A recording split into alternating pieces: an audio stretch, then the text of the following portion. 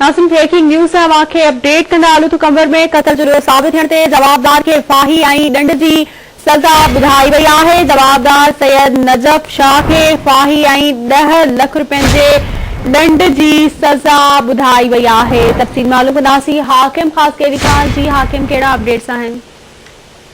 जी, कंवर जी model trial court जी अदालत पारां क़त्ल जो ॾोह साबित थियण ते जवाबदार सैयद नजफ अली शाह के फाही ऐं 10 लख ॾंड जी सज़ा ॿुधाई आहे।